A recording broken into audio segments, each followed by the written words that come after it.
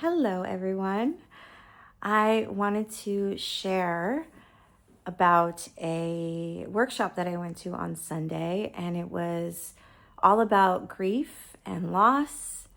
And yeah, I want to share about my experience because it was surprising and it really does kind of parallel or coincide with so much of this journey that I've been on, that I've chosen, all around surrender, all around letting go and stepping into the unknown, because so much of this journey has been about letting go of a past version of myself and really a way of being in the world.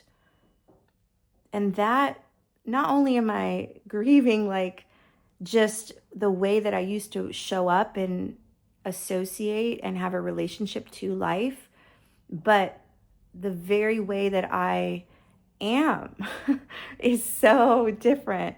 And what I've been instilling is so different than the way that I have been showing up for the past, I guess, 48 years, because it's been about 2 years that I've been on this journey, which I'll go into a little bit more detail as I do more videos. But for this particular workshop, it was about grief. And all that I knew was it was going to be some sort of group exercise, some sort of psychodrama, if you're not familiar with that word.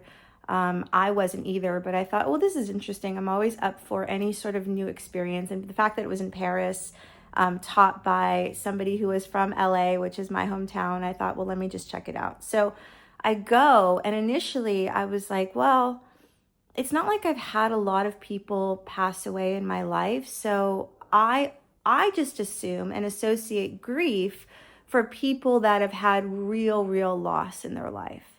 But there's so many different types of grief, so many. And so that's really limiting to think that way, right? Like I've just said, I've had to grieve so many things on this journey. It's crazy. But what was interesting is we did a lot of warm-up exercises to really cultivate feeling safe and really just allow ourselves to feel free to, one of the things that I really appreciated was he was so good on really creating boundaries. Like if you can say pass, you don't have to participate, you can sit down. Like this is all about feeling really safe and comfortable. So one exercise in particular was this chair exercise where we were all standing in a circle, and he had this empty chair, and he said, in this chair is going to be somebody that you are currently grieving. And again, it could be a past version of you, it could be a childhood version of you, it doesn't have to be actually somebody, right? So once the chair got to me, now, by the way, I was in like a really good chipper mood. I was not expecting any sort of emotion to come up because, again, I'm like, what am I, like, I'm good, I'm not grieving anything. And as soon as the chair pointed at me, I instantly started to feel this well of emotion because I saw my ex-best friend from over 35 years. So my friend, who's still alive, we were best friends for 35 years. This was like a sister relationship. We grew up together. We went on trips together, road trips together, late night talks, like, so many inside jokes. Like she was the kind of person that I can call any time of the day, and we would just be laughing over stupid things, ridiculous things, like we were 9 years old again. This is the type of friendship that we had. But she stayed in LA, and when I moved to New York, when I was 30, I lived in New York for 13 years. And so as anybody who's left home before knows, a relationship changes when you move away. And I had grown and explored different things in my life, gone after different things, and she sort of stayed in LA, got married, had kids, and the whole thing. So when I moved back to LA during the pandemic, it was my first time after 13 years. And so it was a little bit of a shell shock because you kind of fall into this role. You don't realize it, but you fall into this role that you're like, wait a second, this doesn't feel like me anymore. I've grown. I want to be who I am in New York, but here, right? And plus I was really confused about my career. I was tired of teaching yoga. I wanted to transition, all these things. So having said all of that, there was some tension between us when I moved back. And I felt it bubbling. So when the pandemic hit, there was one conversation we had that basically ended the whole friendship. And it was, in my view, it was somebody lashing out at me all of these things that I felt from her, but I felt like she thought these things, but I didn't know. And then all of a sudden it was just like, here's everything I ever thought of you kind of situation. And of course she knows, because we've been friends for so long, all the points, all the triggers, right? All the insecurities. So you want to hurt someone, your best friend's going to know how to do that, right? Having said that, when the friendship ended, because the pandemic had just hit and I had this huge opportunity to just like go in deep, right? Okay, I'm going to really feel my feelings. I'm going to move through this, and I'm going to, I didn't realize it, but I was really trying to intellectualize this loss. I was like, oh, it's for the best. This is good. We were only meant to be friends for this long. All the things. I was trying really, really hard. But here's the thing, like, we have all kinds of coping mechanisms that our body will not let us feel. Literally will not let us feel until we feel safe enough to feel. And my coping mechanism is to numb out. So I was trying to feel, but nothing would come. Like, I don't even think I really cried all that much until many, many, many months later. And so cut to, I'm in this circle on Sunday, and the chair faces me, and I see her, and this well of emotion comes up, and the only thing that came out of my mouth was, I miss you. And when I said it, it was like this, my heart just like opened. Do you know what I mean? It was almost like I never let myself miss her. I can't even kind of cry now. I never let myself miss her because it hurt too much. Do you know what I mean? So it was easier for me to just go, it's for the best. I'm grateful for the friendship. I'm grateful for what she brought.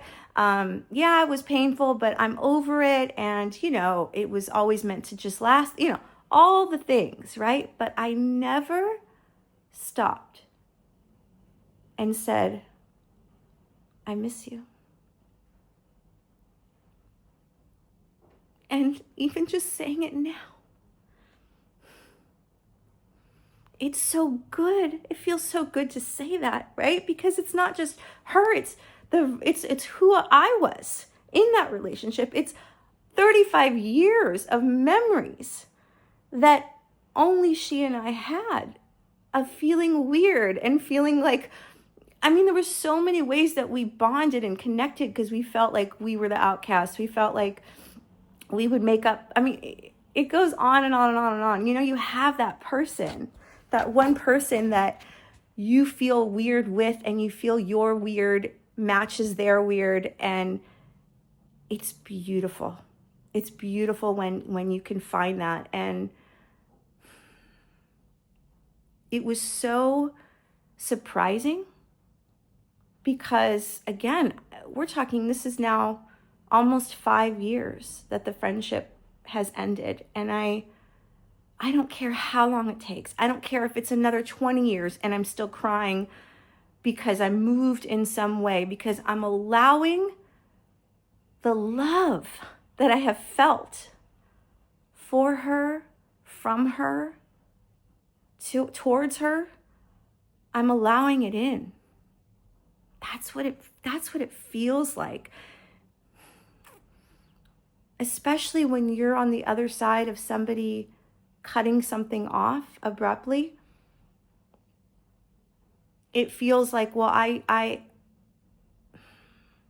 felt like I had to just clean up, close my heart in this instance, and just continue on, right? Even though I tried all the exercises, it didn't. And maybe this is something that I'm learning, which is that it probably will never end. Do you know? Like, I look at where I am now in Paris, and it's been, 3 years, but I'm still cautious. I still am really, really cautious about making new friendships. I mean, I've met some really wonderful women in particular, but it's harder to make friends as I get older. I think I'm guarded. I think sometimes they're guarded. People are married, have kids, just different life choices. Maybe we don't connect in the same way. We don't have the time. I don't know, but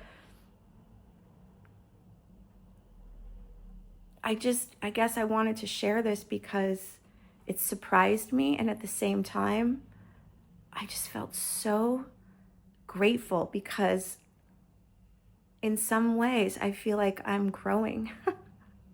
I'm growing because I'm actually able to say it. I used to not talk about it. I even did a podcast episode about this, and it was like real short, like it happened, but I never really gave it the energy or the maybe chapter, or I don't know. I never gave it the justice that maybe it deserves, because as I say, I miss her. It hurts. I don't know. So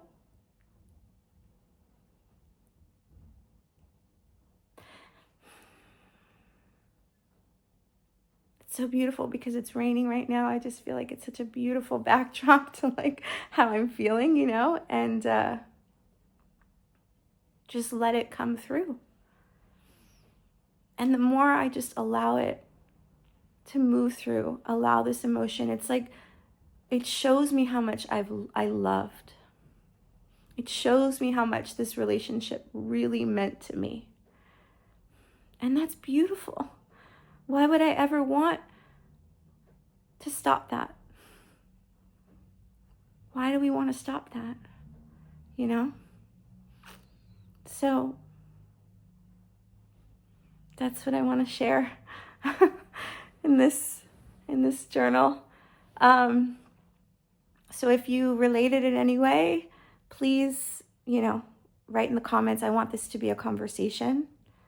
And yeah, so to the next one.